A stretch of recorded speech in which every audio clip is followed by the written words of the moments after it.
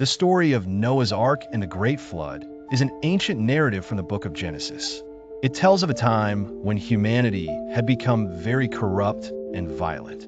According to the story, God saw the wickedness of people and was deeply saddened. He decided to destroy all living creatures on earth with a great flood.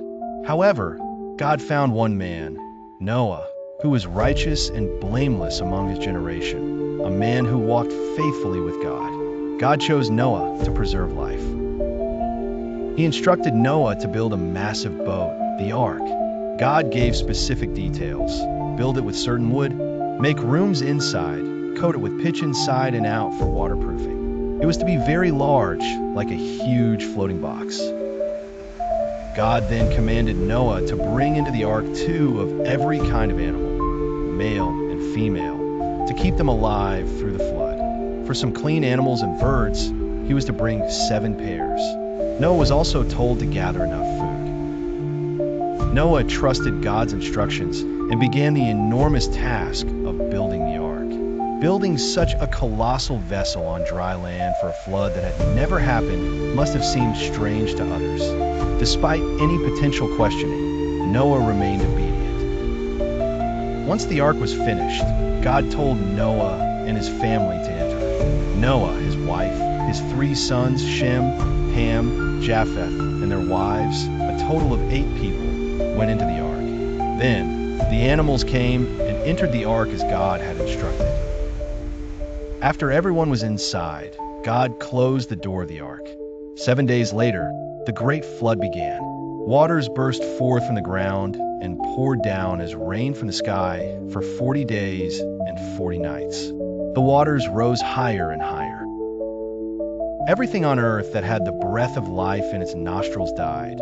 Birds, livestock, wild animals, small creatures, and every human being, except for Noah and those safely inside the ark with him. The ark floated on the surface of the vast floodwaters.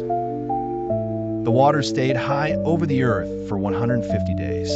After this time, God remembered Noah and everyone in the ark. God sent a wind across the earth, and the waters began to go down. The sources of the water were stopped, and the rain ceased. The waters receded steadily.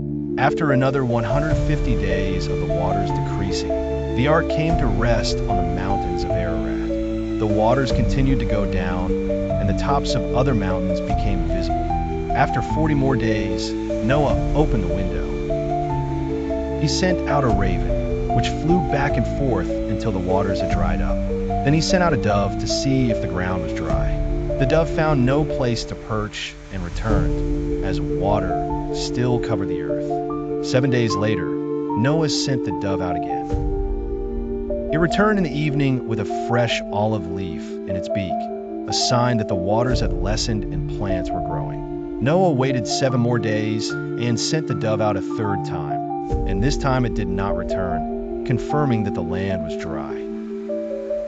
Finally, after just over a full year had passed since they entered, God told Noah and his family and all the animals to come out of the ark onto the dry ground.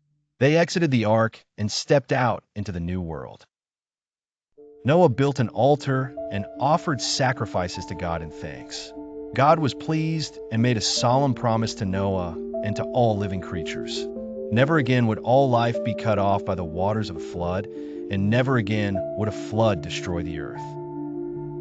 As a visible sign of this promise, God placed a rainbow in the clouds, stating that whenever the rainbow appears, it would be a reminder of his lasting covenant. From Noah's 3 sons and their wives, humanity began to repopulate the earth. The story of Noah's Ark carries important lessons. A central moral is about obedience and faith in God, especially when faced with difficulty or misunderstanding from others. Noah was given an extraordinary command that likely seemed absurd to the world. Thanks for watching.